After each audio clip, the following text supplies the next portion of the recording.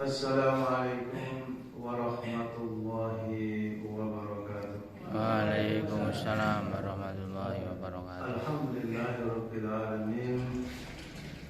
Nahmaduhu wa nasta'inuhu wa nastaghfiruhu wa natubu ilaihi. Wa na'udzu bihi min shururi anfusina wa sayyiati a'malina. Man yahdihillahu fala mudilla lahu wa man yudlil fala hadiya lahu.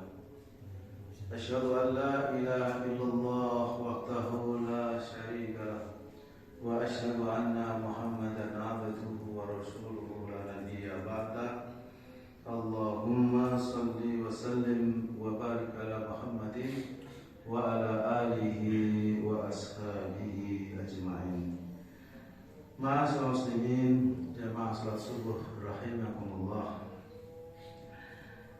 Saya ingin mengingatkan pada diri saya dan juga para jamaah yang Allah mengingatkan kepada kita tentang perlombaan mengejar dunia, gitu ya. Kita mungkin jadi penontonnya, tapi bisa jadi juga pemainnya atau malah panitianya barangkali perlombaan itu. Allah mengingatkan kepada kita ketika orang terlibat di dalam permainan dunia yang visi misinya jauh tetapi tetap tentang dunia, tidak sampai kepada akhirat itu visi misinya. Maka Allah mengingatkan seperti dalam surat At-Takasur, Al-Hakumut Takatsur, telah melalaikan kamu semua tentang perlombaan berbanyak-banyak. Jadi al-hakum ketika dikata laha atau lahun, ya juga bisa berarti permainan, tapi sering diartikan permainan yang melalaikan. Melalaikan apa? Ya tentu melalaikan kepada kehidupan yang sebenarnya, yaitu di akhirat.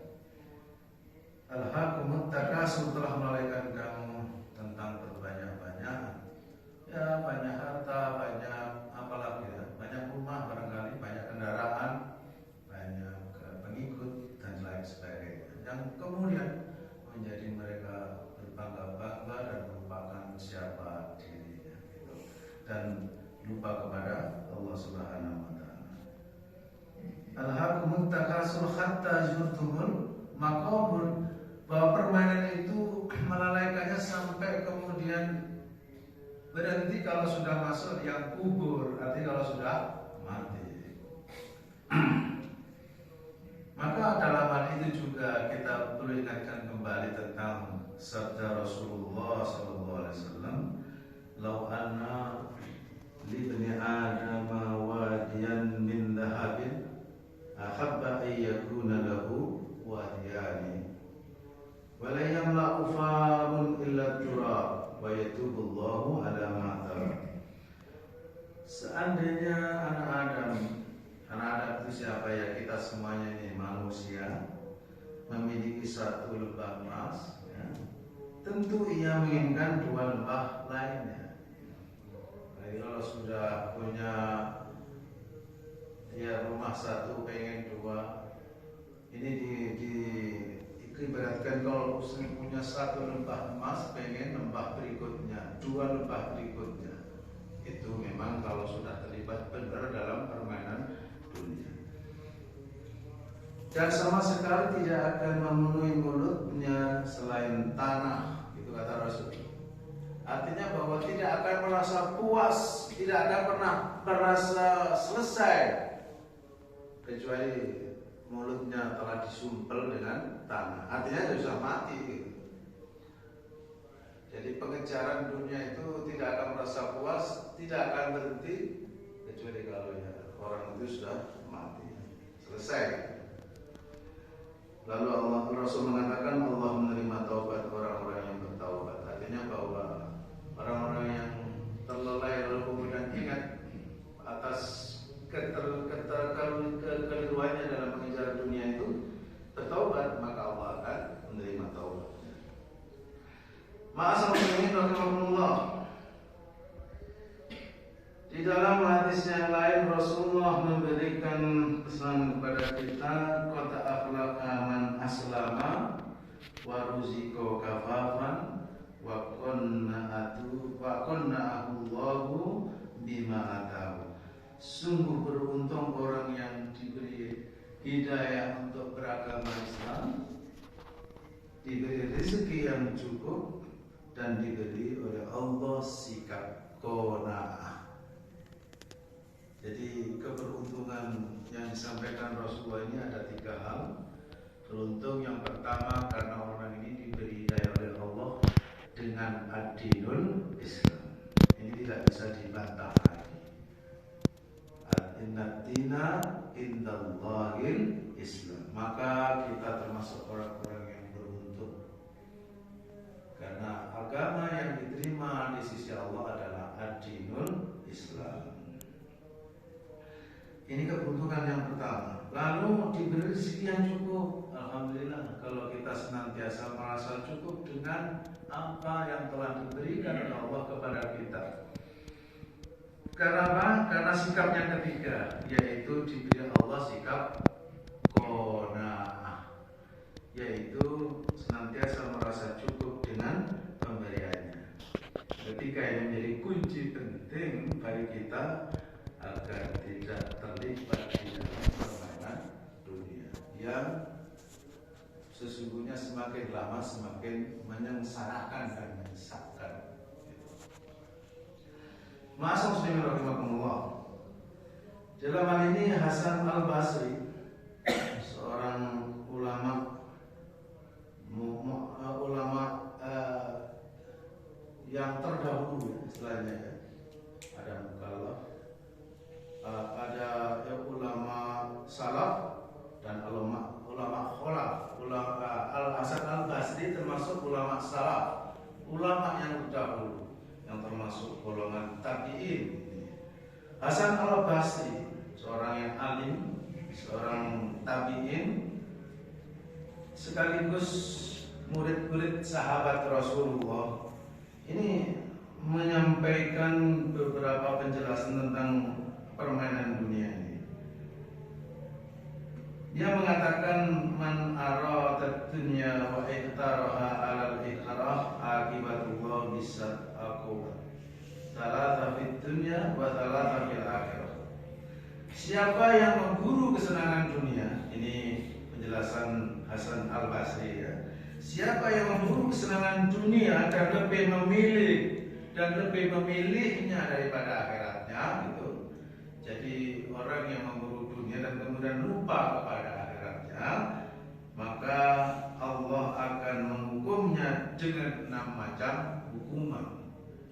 Yang ketiga, hukuman di antaranya akan diberikan di dunia, dan yang ketiga lainnya akan ditimpakan kelak di akhirat.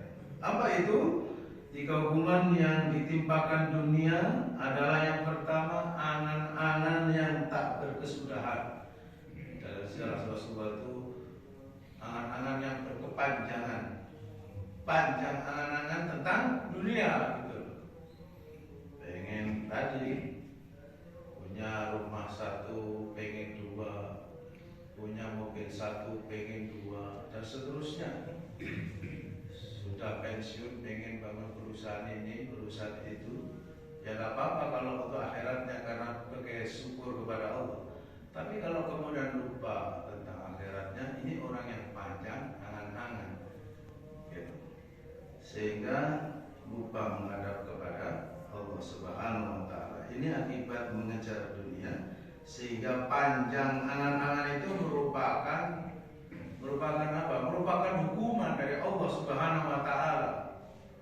Sedangkan orang yang diingatkan kembali menghadap kepada Allah itu, ya itulah orang yang diberi keberuntungan oleh Allah Subhanahu wa ta'ala. Yang kedua, sifat rakus yang menguasai dirinya dan tak pernah merasa puas. Ya, seperti menenggak air laut. Ketika haus, yang ketemu air laut, semakin diminum semakin haus. Begitulah sifat kalau mengejar dunia. Tidak akan ada puasnya. Itu termasuk bagian dari hukuman dari Allah kalau orang itu diberi sifat rakus. Yang ketiga diberikan kepada dunia ini adalah dicabut darinya nikmat beribadah. Dicabut nikmat beribadah. Ya kalau beribadah, sholat ya sekedar menebus kewajiban, tidak merasakan kenikmatan, justru merasakan kelelahan, begitulah kalau ia beribadah. Maka itu termasuk bagian dari hukuman dari Allah ketika seseorang melakukan ibadah tidak merasakan nikmatnya beribadah. Maka bersyukurlah kita ketika kita bisa khusyuk sholat, menikmati indahnya sholat, menikmati ya kebahagiaan kita di dalam sholat, membaca Al-Quran bagian dari kenikmatan kita dalam mensyukuri firman-firman Allah dan sebagainya. Itu adalah kenikmatan. Maka orang yang dicabut kenikmatan dalam ibadah itu hukuman, karena yang melalaikan kehidupan akhiratnya, tapi lebih mengejar kepada dunianya. Lalu yang ketiga hukuman diberikan di akhirat itu, yang pertama adalah ketika nanti di akhirat dia akan diberi ketakutan yang luar biasa. Jelas sekali bahwa di sana ketika orang-orang yang bekalnya tidak cukup, bekalnya sedikit dalam amal solehnya, maka menghadap akhirat dengan begitu banyak ketakutan, begitu ketakutan yang luar biasa. Yang kedua, lalu ia akan menghadapi perhitungan hisab yang berat. Orang-orang yang beriman yang beramal soleh, maka ia akan diberikan hisab yasiro, hisab yang mudah.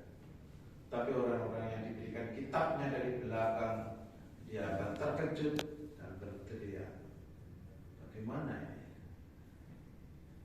Jadi orang-orang yang diberikan kitabnya di belakang itu orang yang akan menghadapi hisab yang berat.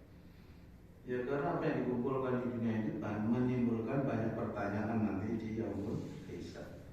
Maka yang ketiga hukumannya adalah ia akan diberi penyesalan yang panjang dan tak bisa diuraikan. Penyesalan ketika di akhirat yang tidak bisa diselesaikan.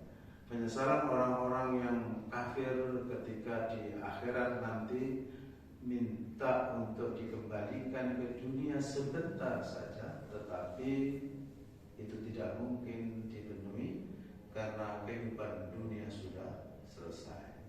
Kehidupan dunia bagi kita yang menyadarinya adalah bagian penting dalam mengumpulkan bekal untuk kehidupan yang abadi di akhirat kelak.